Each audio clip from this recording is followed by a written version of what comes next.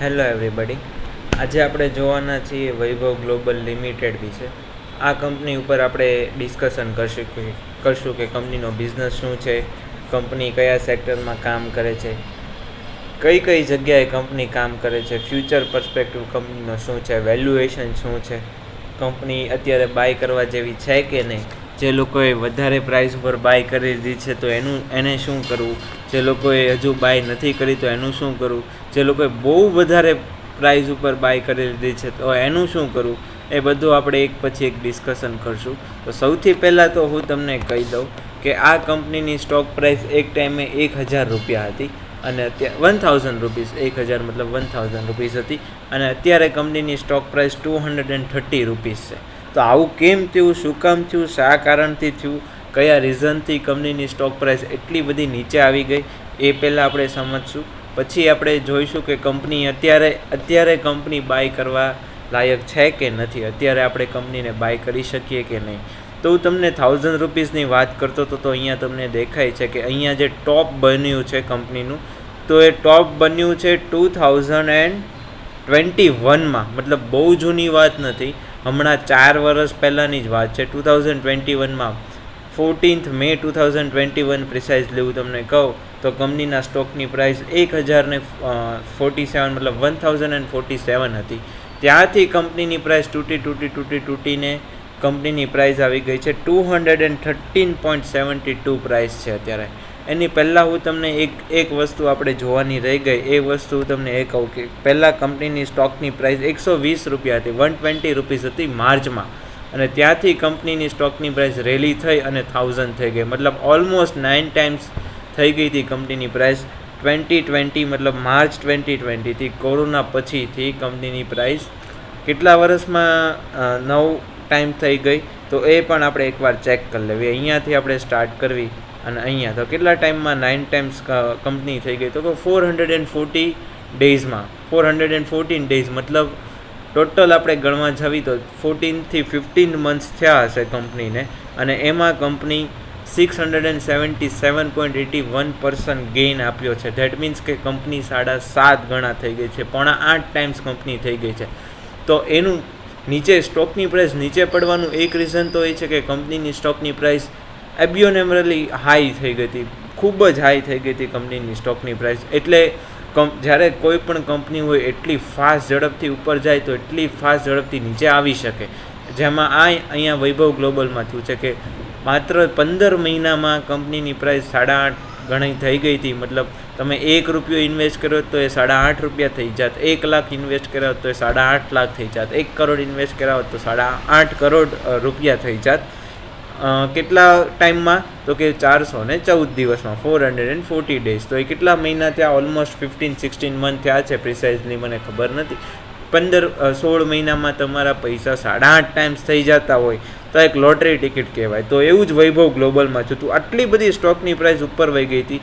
એટલે જે લોકો અહીંયા મોટા લોકો બાય કરીને બેઠા હોય, મોટા લોકોનો મતલબ એવો નથી કે ઉંમરમાં મોટા હોય એ મોટા લોકો, જે લોકો પાસે વધારે પૈસા છે, 400-500 કરોડ રૂપિયા એક સ્ટોકમાં નાખી શકવાની કેપેસિટી છે, એવા લોકોની હું વાત કરું છું, જેને અધર વર્ડ્સમાં સ્ટોક ઓપરેટર પણ આપણે કહી શકીએ. તો એ લોકો જ્યારે અહીંયા બધે સ્ટોકની પ્રાઇસ સ્ટોક્સ લઈને બેઠા હોય અને એ લોકોને ખબર પડે કે અમારી સ્ટોકની પ્રાઇસ 1 વર્ષમાં, 1.5 વર્ષમાં 3.5% નહીં, 3.5 ટાઈમ્સ, 4 ટાઈમ્સ, 5 ટાઈમ્સ, 5 ગણી થઈ ગઈ છે, તો એ લોકો પ્રોફિટ બુક કરવાનો એ લોકોનો ઈરાદો હોય. બિકોઝ એ લોકોને ખબર છે કે હવે અહીંયાથી કંપનીનો બિઝનેસ 5 ટાઈમ્સ નથી થયો પણ સ્ટોકની પ્રાઇસ 5 ટાઈમ્સ થઈ ગઈ છે, એ લોકો બીજી ઓપોર્ચ્યુનિટી ગોતતા હોય છે બીજી સારી કંપનીઓમાં. તો એ એક મેઇન રીઝન, મને one of the main reason લાગે છે સ્ટોકની પ્રાઇસ નીચે પડવાનું. બીજી સ્ટોકની પ્રાઇસ નીચે પડવાનું રીઝન એ છે કે માર્જિન ઓછા થયા હતા. હવે માર્જિન કયા કારણોસર ઓછા થયા હતા એ બધું આપણે જોઈશું. માર્જિન ઓછા થયા હતા અને એનાથી પણ સ્ટોકની પ્રાઇસ નીચે જઈ શકે છે. રેવન્યુ થોડો ઓછો થયો, એનાથી સ્ટોકની પ્રાઇસ નીચે થઈ શકે છે. તો સ્ટોકની પ્રાઇસ કેટલી નીચે આવી છે એકવાર એ આપણે જોઈ લઈએ. તો 2021માં 1047 સ્ટોકની પ્રાઇસ હતી, ત્યાંથી સ્ટોક અત્યારે 313 ઉપર, મતલબ ઓલમોસ્ટ 80% સ્ટોકની પ્રાઇસ નીચે પડી ગઈ છે. એકવાર આપણે ચેક કરી લેવી કેટલા પર્સન્ટ છે. યસ, 80% સ્ટોકની પ્રાઇસ, 78% સ્ટોકની પ્રાઇસ નીચે પડી ગઈ છે. તો બીજો ક્વેશ્ચન એ આવે કે આટલી બધી સ્ટોકની પ્રાઇસ નીચે પડી જાય છે, છેલ્લા 4 વર્ષમાં સ્ટોકની પ્રાઇસ નીચે જ પડતી જાય છે, ઉપર આવવાનું નામ નથી લેતી, તો આ સ્ટોકને આપણે ડિસ્કસ શું કામ કરો? સ્ટોક આપણે પરચેસ જ એટલા માટે કરતા હોઈએ છીએ બિકોઝ સ્ટોકની પ્રાઇસ ઉપર જાય. તો આ સ્ટોક આપણે અહીંયા શું કામ ડિસ્કસ કરવો? આનું કારણ શું છે ડિસ્કસ કરવાનું, રીઝન શું છે? તો આપણે બધા રીઝન એક પછી એક સમજશું. એની પહેલાં હું તમને એક એક્ઝામ્પલ આપી દઉં. તમે બધાએ મિસ્ટર વોરન બફેટનું નામ સાંભળ્યું છે. વોરન બફેટનું નામ જેણે નહીં સાંભળ્યું હોય એ આપણે એકવાર સર્ચ કરી લેવી. વોરન બફેટ એક ટાઈમ હતો જ્યારે વોરન બફેટ દુનિયાના સૌથી ધનવાન વ્યક્તિ હતા, અને એ પછી બિલ ગેટ્સ સર ને માઇક્રોસોફ્ટના બિલ ગેટ્સ સર અને માર્ક ઝુકરબર્ગ સર ને એ બધા એની પછી આવ્યા. તો વોરન બફેટની એકવાર આપણે નેટવર્થ જોઈ લઈએ તો 15,480 કરોડ $. મતલબ આટલી વોરન બફેટની નેટવર્થ છે. એટલે એકવાર હું $માં જ જોઈ લઉં, બિલિયન્સમાં જોઈ લઉં તો કેટલા બિલિયન્સ વોરન બફેટની નેટવર્થ છે એકવાર આપણે ચેક કરી લેવી. તો $149.6 બિલિયન. આટલી વોરન બફેટની $150 બિલિયન ની આસપાસ વોરન બફેટની નેટવર્થ છે. તો હવે વોરન બફેટે શું કર્યું હતું? જેને એ નથી ખબર તો એવું કહી દઉં. એ પહેલાં તો હું તમને બુક રીડ કરવાનું સજેસ્ટ કરીશ કે જે લોકો ઘરે બેઠા છે, જે લોકો પાસે વીકેન્ડનો ટાઈમ હોય છે, એ લોકોએ સારી બુક્સ રીડ કરવી જોઈએ, બીજે બધે ટાઈમપાસ કરવા કરતાં. જેમ કે અત્યારે હું વિડીયો જે લોંગ વીકેન્ડ છે એની પહેલાં હું બનાવું છું, 13th માર્ચ ઉપર વિડીયો બનાવું છું. 3 દિવસની વીકેન્ડ છે, તો એમાં તમારે વીકેન્ડનો યુઝ છે એ સારા ટાઈમ ઉપર કરવો જોઈએ. જો ખાલી પિક્ચર જોવામાં, ખાલી મૂવી જોવામાં કે ખાલી ક્રિકેટ મેચ જોવામાં ટાઈમ પાસ થઈ જશે તો મૂવીના એક્ટરો અને ક્રિકેટરો પૈસા કમાશે, આપણે ખાલી આપણો માઇન્ડને એક જગ્યાએ ફોકસ રાખીને કામ નહીં કરી શકીએ. તો આ મેં બુક વાંચી હતી બફેટ વે. બીજી વોરન બફેટની મેં 4-5 બુક વાંચી. તો તે બુક વાંચીને હું શું શીખો? બુક વાંચીને હું એ શીખો કે જ્યારે કંપનીની સિચ્યુએશન પથેટિક હોય, પથેટિકનો મતલબ શું છે? Pathetic that means pathetic in the terms of stock price, not in the terms of business. જ્યારે કંપનીની સિચ્યુએશન પથેટિક હોય in the terms of stock price અને ઇન ધ બિઝનેસ ટર્મ કંપનીની સિચ્યુએશન ઇમ્પ્રૂવ થતી હોય, અને કંપનીની સિચ્યુએશન ઇમ્પ્રૂવ થતામાં કંપનીનો જે કોર બિઝનેસ છે એની વેલ્યુ વધતી હોય, તો એ ટાઈમે વોરન બફેટે સ્ટોક્સ બાય કરેલા. હું તમને એક એક્ઝામ્પલ આપું. વોરન બફેટે લાસ્ટ 13 યર્સમાં સ્ટોક્સને 20 ટાઈમ્સ કરી નાખ્યા હતા. 20 ટાઈમ્સ તમને મતલબ અન્ડરસ્ટેન્ડ કરો છો? 13 યર્સમાં 20 ટાઈમ્સ વોરન બફેટે જે એના સ્ટેક હોલ્ડર્સ હતા એ લોકોનો પોર્ટફોલિયોને 20 ટાઈમ્સ કરી નાખ્યો હતો. તો એ બધી આ સ્ટ્રેટેજી હતી. હવે ઘણા બધા લોકો આ લેવલ ઉપર અહીંયા બધે ફસાયેલા હશે. કેમ?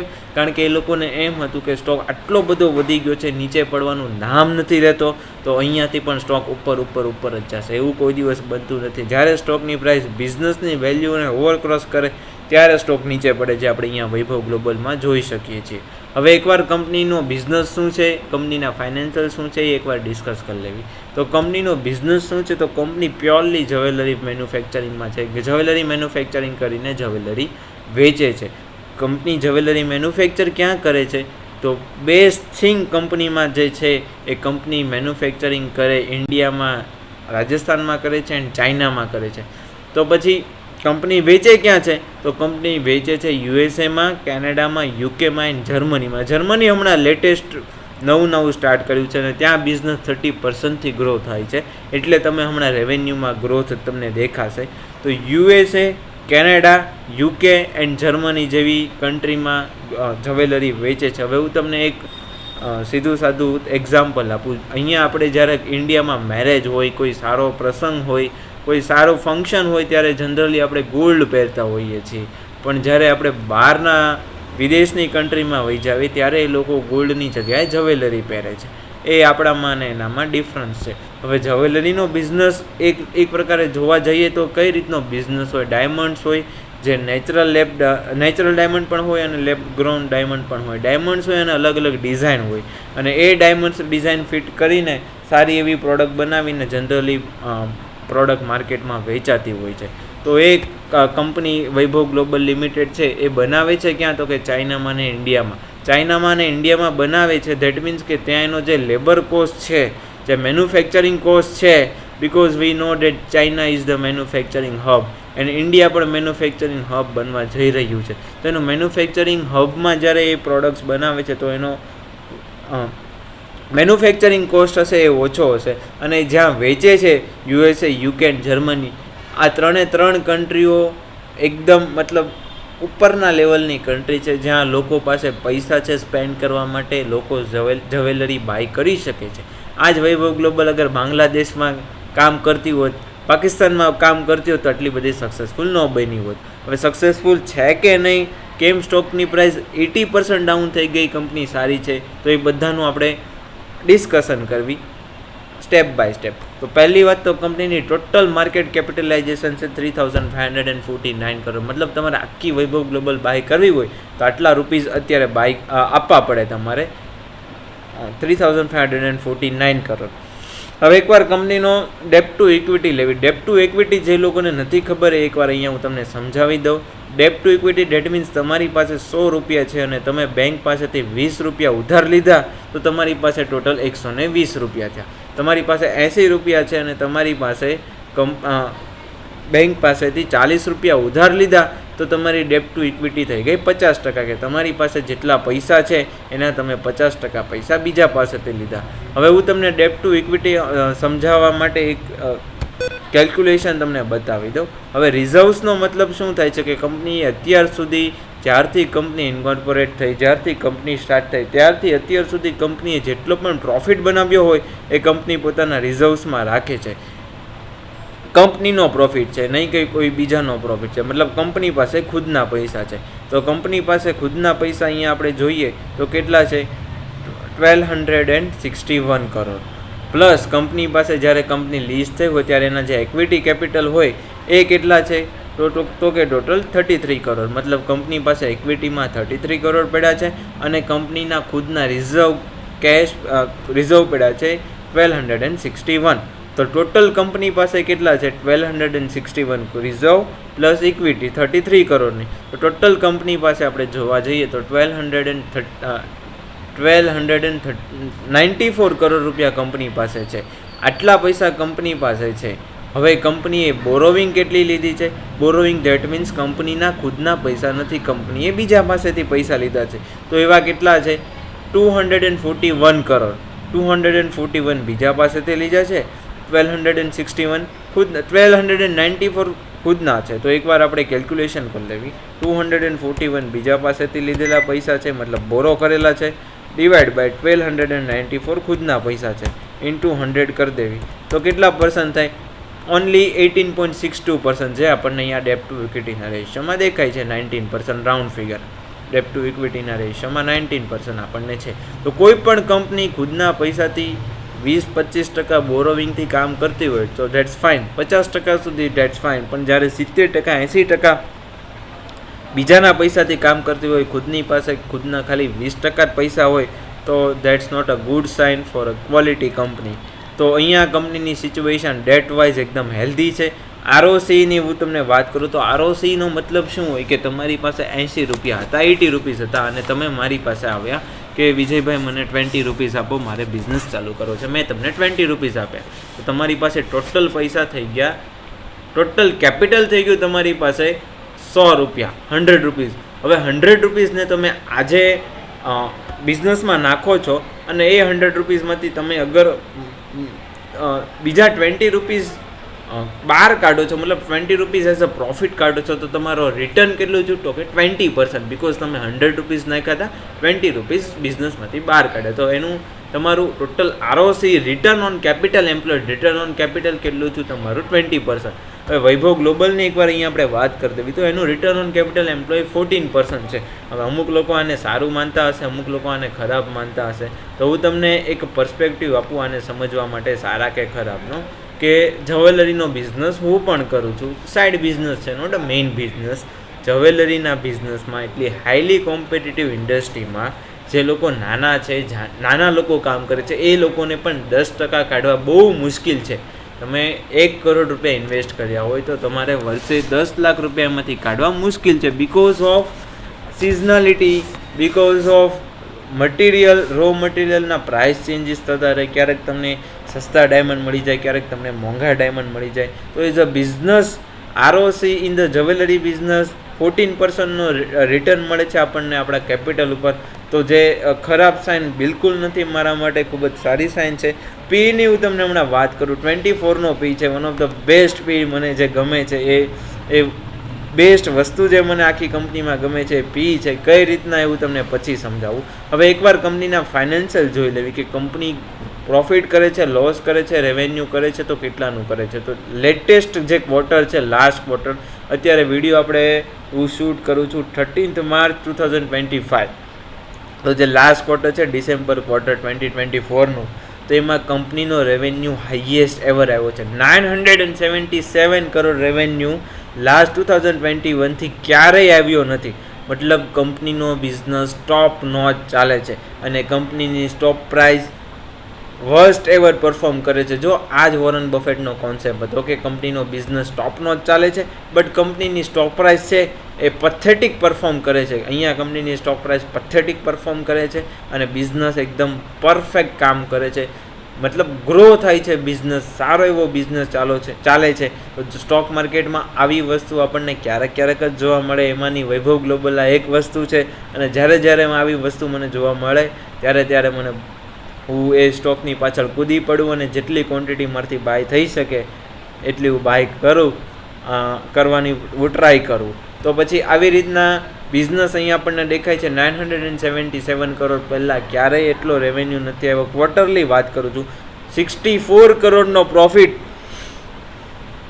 One of the best profit છે. લાસ્ટ અમુક વર્ષમાં આપણે જોવી તો એકવાર 69 કરોડનો પ્રોફિટ આવ્યો હતો 2021માં. પછીથી કોઈ દિવસ કંપની 27 કરોડ, 20 કરોડ, 23 કરોડ, 39 કરોડ, 47 કરોડ, કંપની કોઈ દિવસ 50 કરોડની ઉપર ગઈ જ નથી અને ફર્સ્ટ ટાઈમ કંપનીએ 64 કરોડનો પ્રોફિટ કર્યો છે. મતલબ અહીંયાથી આ ક્વાર્ટરના રિઝલ્ટથી આપણને ખબર પડે કે કંપનીનો બિઝનેસ ટોપનો જ ચાલે છે. અહીંયાથી આપણને ખબર પડે કે કંપનીની પ્રાઇસ પથેટિક છે. વોરન બફેટ શું કરતા, બિઝનેસ ટોપનો જ ચાલે છે, પ્રાઇસ પથેટિક છે, કંપનીનો કોર બિઝનેસમાં કોઈ ચેન્જ નથી, ઉલટાનો કોર બિઝનેસ ગ્રો થાય છે તો સ્ટોકની બાય કરી લેતા. પછી ક્યાં સુધી રાખતા એ બધું આપણે અહીંયા ડિસ્કસ કરશું. ઓકે, તો અહીંયા સ્ટોકની પ્રાઇસ પથેટિક પરફોર્મ કરે છે અને કંપનીનો બિઝનેસ સારો એવો પરફોર્મ કરે છે.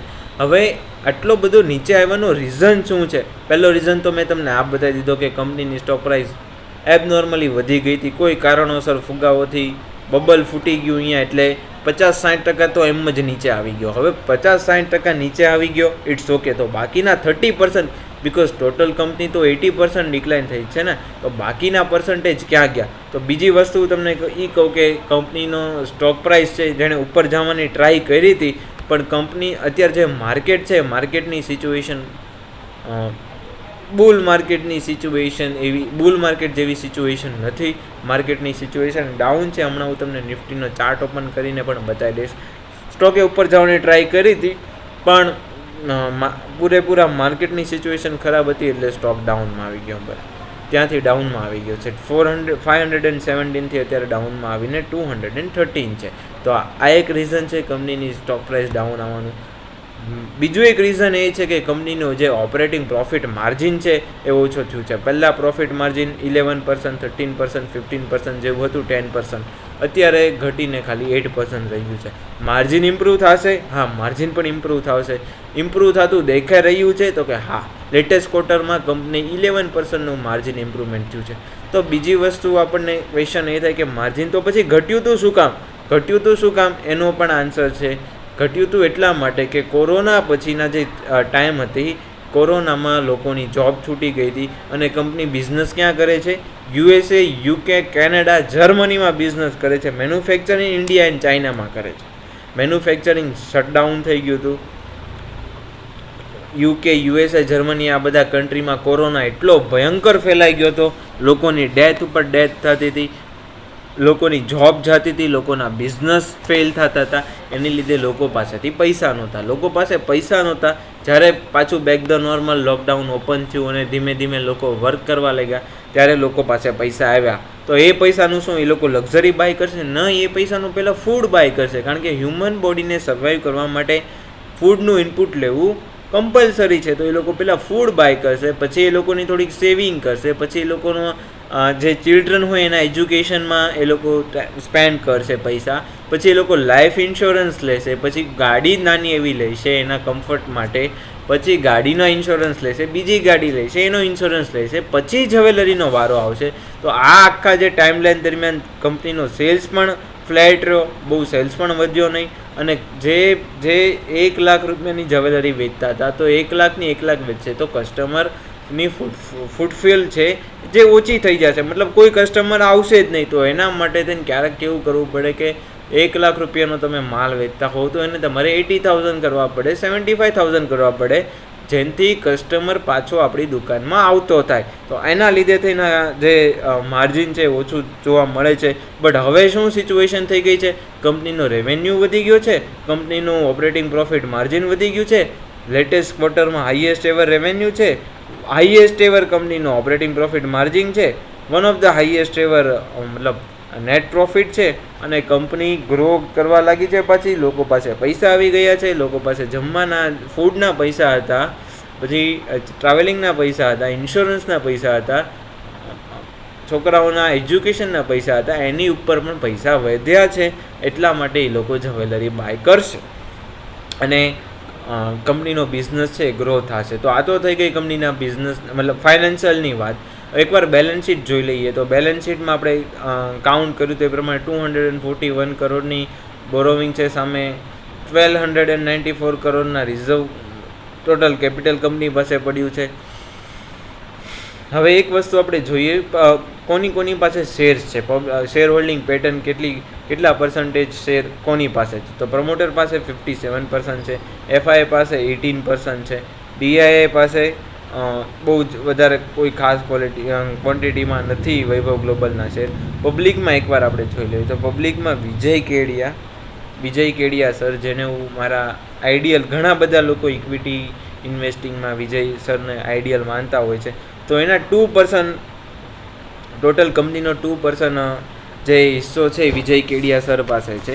તો ઘણા એવા અમાઉન્ટમાં વિજય કેડિયા સર પાસે વૈભવ ગ્લોબલના શેર્સ છે. આના 2% મતલબ 70-80 કરોડના શેર્સ વિજય કેડિયા સર પાસે છે. તો એની પાસે છે એટલે હું લઉં છું? ના, એવું નથી. એની પાસે તો બહુ પહેલાંના છે, હું તો અત્યારે લઉં છું. એની પાસે માર્ચ 2022ના છે, હું અત્યારે લઉં છું. હવે કંપનીમાં એકવાર ચેક કરી લેવી કે કંપનીનો નેટ પ્રોફિટ લગાતાર વધે છે કે નથી વધતો, હર વર્ષે વધે છે કે નથી વધતો. તો કંપનીનો નેટ પ્રોફિટ પહેલાં 40 કરોડ, 65 કરોડ, 112 કરોડ,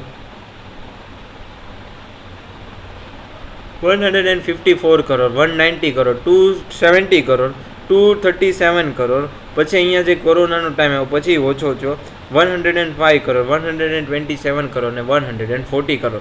જે અહીંયા કંપનીનો જે નેટ પ્રોફિટ છે એ વધવાની કામગીરી ચાલુ હતી, મતલબ 40 કરોડના નેટ પ્રોફિટથી 237 કરોડના નેટ પ્રોફિટ સુધી કંપની પહોંચ્યા હતા. લગભગ 5.6 ટાઈમ્સ જેટલો કંપનીએ નેટ પ્રોફિટ કર્યો હતો.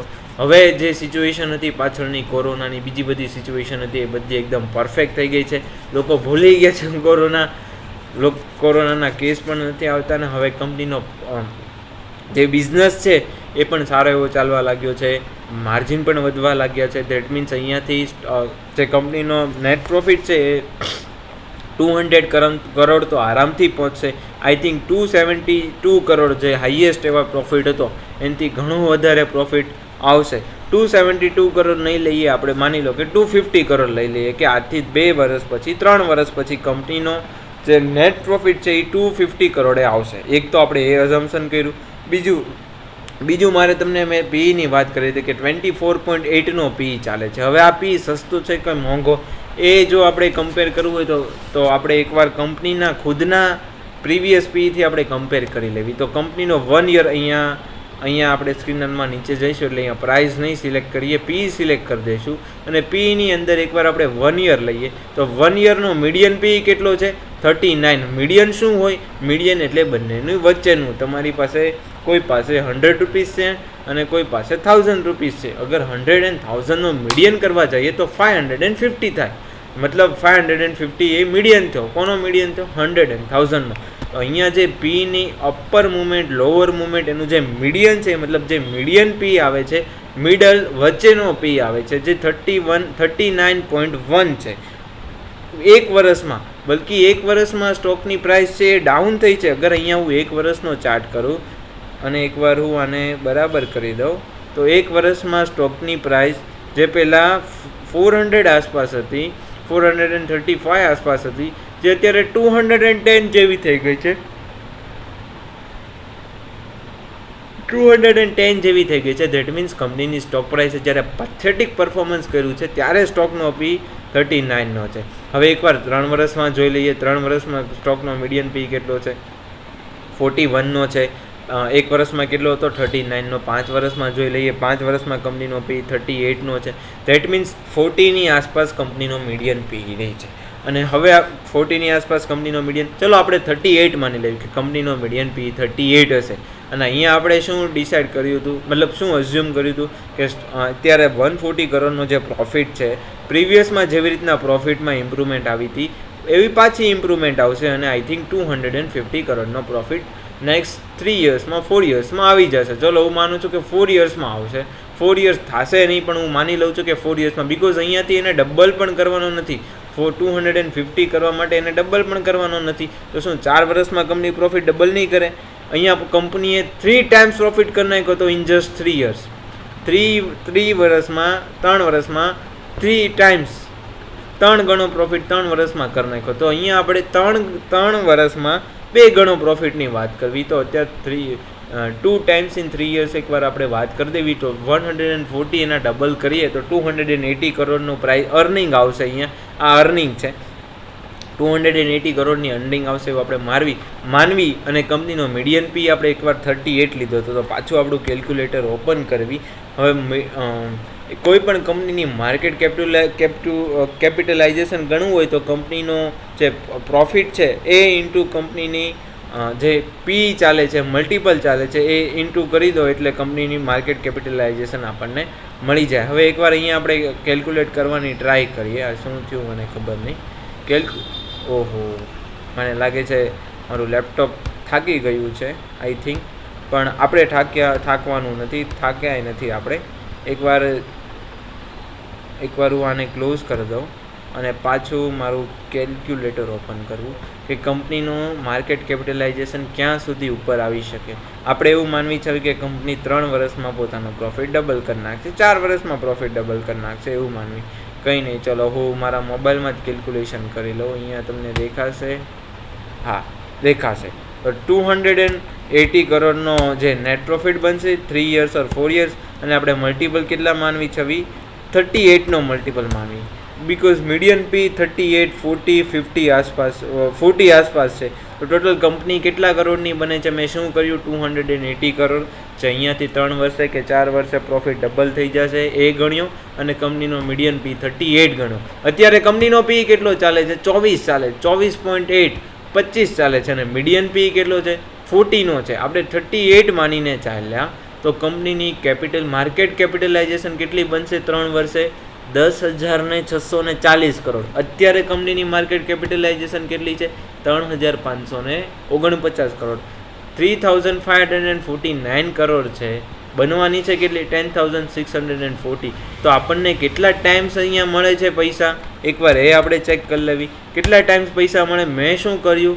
1,640 જે બનવાની છે ડિવાઈડ બાય આપણા અત્યારે જેટલી કરોડની માર્કેટ કેપિટલાઇઝેશન એ, તો 3 ટાઈમ્સ મની અહીંયા આપણી બને છે. 1,000 રૂપિયા આપણા 3,000 બની જશે, 1 લાખ રૂપિયા 3 લાખ બની જશે, 10 લાખ રૂપિયા 30 લાખ બની જશે, 1 કરોડ રૂપિયા 3 કરોડ રૂપિયા બની જશે, 10 કરોડ રૂપિયા 30 કરોડ બની જશે અને 100 કરોડ રૂપિયા 300 કરોડ બની જશે. હવે 3 વર્ષ થશે, 2 વર્ષ થશે, 1 વર્ષ થશે, વુ નોઝ. અહીંયા જે 24નો પી દેખાય છે, માર્કેટ બુલમાં આવી જાય તો 60નો પી થઈ જાય અને 200 કરોડની અર્નિંગ આવે તો પણ 10,000 કરોડનું માર્કેટ કેપિટલાઇઝેશન થઈ જાય. મારી હું તમને સ્ટ્રેટેજી કહું, 3 વર્ષનો હું પીરિયડ રાખીશ, 3 વર્ષ હું અઝ્યુમ કરીશ, 3 વર્ષ માટે કંપનીને હું ચાન્સ આપીશ કે 3 વર્ષ છે તમારી પાસે, બિઝનેસ સારો ચાલે છે, પ્રોફિટ સારો બનાવો છો, 3 વર્ષમાં આવી રીતના જો બિઝનેસ થશે તો 2 વર્ષમાં પ્રોફિટ ડબલ થઈ જશે. 3 વર્ષ ગણીને ચાલવી આપણે સેફટી માટે. 3 વર્ષમાં પ્રોફિટ ડબલ થઈ જાય. નિફ્ટી સારા એવા પ્રાઇસમાં ચાલતી હોય, કંપનીનો પી 45-50 આસપાસ ચાલતો હોય, ત્યારે હું ખરીદી તો હું અત્યારે કરીશ, બાઇંગ હું અત્યારે કરીશ, ત્યારે હું સેલિંગ કરીશ અને ત્યારે મારા પૈસા 3 ટાઈમ્સ થઈ ગયા હશે. અગર 3 વર્ષમાં તમારા પૈસા 3 ટાઈમ કરી નાખો ને તો 6 વર્ષમાં તમારા પૈસા 9 ટાઈમ્સ થઈ જાય. 9 વર્ષમાં તમારા પૈસા 27 ટાઈમ્સ થઈ જાય અને 40% CAGR મળે. મતલબ તમે દર વર્ષે 40%થી તમારો પોર્ટફોલિયો વધારો છો. આવી સારી ઓપોર્ચ્યુનિટી તમે રિયલ એસ્ટેટમાં ગોતવા જાઓ, તમે તમારા મમ્મી પપ્પાને કે જે રિયલ એસ્ટેટમાં કામ કરતા હોય, મામા માસી ફૂઈને પૂછજો કે મારે કોઈ જમીન લેવી છે, મારે કોઈ મકાન લેવું છે જે 3 વર્ષમાં અહીંયાથી ડબલ થઈ જાય. ડબલનો કે જો હું 3 ગણાનું નથી કહેતો, ડબલ થઈ જાય. અને તમે એને એમ કહેજો કે 3 વર્ષમાં મારે જમીન 3 ગણી પૈસા થઈ જવા પડે. મતલબ મેં 100 કરોડની જમીન બાય કરી હોય, બિકોઝ 1 કરોડમાં જમીન આવતી નથી, સ્પેશિયલી સુરતમાં તો આવતી નથી. 10 કરોડમાં તો એક બે મતલબ માંડ ટુકડો આવે. અગર તમારે 100 કરોડની જમીન બાય કરી હોય અને 300 કરોડની જમીન થઈ જાય 3 વર્ષમાં, તો એ તમને પહેલાં તો સમજાવશે બેસાડીને કે ભાઈ 3 વર્ષમાં પૈસા 3 ગણા ન થાય, 10 વર્ષે પૈસા 3 ગણા થાય, 5 ગણા થાય, 7 ગણા થાય. તો અહીંયા 3 વર્ષમાં પૈસા 3 ગણા કરવાની આપણી પાસે ઓપોર્ચ્યુનિટી છે. આટલી સારી કંપની છે, કંપનીનો પાસ્ટ ટ્રેક રેકોર્ડ સારો છે, કંપની બહુ વધારે પડતી વધી ગઈ હતી અને કંપનીનું થોડુંક માર્જિન પ્રેશર આવ્યું because of the only corona. એની લીધે સ્ટોકની પ્રાઇસ 1000થી પાછી 213 થઈ ગઈ છે. ક્યાં વેચવાનો છે આપણને ખબર છે, ક્યારે વેચવાનો છે એ બી ખબર છે. 10,640 કરોડની માર્કેટ કેપિટલાઇઝેશન થઈ જાય ત્યારે આપણે કંપનીના સ્ટોકને કાઢી નાખશું. હવે ઇન વન સ્ટોક કેટલા થાય? આ તો 10,640 કરોડ કંપનીની ટોટલ માર્કેટ કેપિટલાઇઝેશન થઈ. અગર એક સ્ટોકમાં કેટલા થાય એ આપણે ગણી લેવી તો નંબર ઓફ ઇક્વિટી શેર્સ કેટલા છે તો 16.6. આનાથી શું થશે? આપણો ટાર્ગેટ બની જશે કે આપણે આ ટાર્ગેટ ઉપર મારા શેરને કાઢવાના છે. બિકોઝ ઝીરોધામાં તો આપણે 10,640 કરોડ લખી નહીં એકવી, એન્જલ વનના એકાઉન્ટમાં તો 10,640 કરોડ લખી નહીં એકવી. તો ટોટલ નંબર ઓફ શેર્સ કેટલા છે મારી પાસે? 16.6. મારે ટોટલ માર્કેટ કેપિટલાઇઝેશન છે divide by total number of share 16.6 કરીશ તો મને એક શેરની પ્રાઇસ મળશે. એક શેરની પ્રાઇસ કેટલી મળે છે? 640 રૂપીઝ. અત્યારે સ્ટોકની પ્રાઇસ કેટલી છે? 213. મતલબ અહીંયાથી 3 ગણો પૈસા થવાનો સાફ મને દેખાય છે. આઈ હોપ કે મેં એવું એક્સપ્લેનેશન કર્યું કે તમને પણ દેખાવા માંડ્યું છે. મેં મારા બધા એકાઉન્ટમાં વૈભવ ગ્લોબલના શેર બાય કર્યા છે અને હજી બાય કરું છું. જો આજે 3% નીચે પડ્યો છે, પાછા હું બાય કરીશ 200 રૂપિયાની આસપાસ આવશે એટલે બહુ બધા શેર બાય કરીશ અને બાય કરતો જઈશ જ્યાં સુધી મારી પાસે પૈસા હશે. તો આ હતું વૈભવ ગ્લોબલ. અગર તમને કંઈ વસ્તુ ન સમજાણી હોય તો તમે કમેન્ટ કરી શકો છો. એક ફોન નંબર પણ આપણે આપશું, એ ફોન નંબર પર તમે ફોન નહીં કરી શકો, વોટ્સઅપ મેસેજ કરી શકશો. આ હતું Vaibhav Global. See you in the next video. Good by.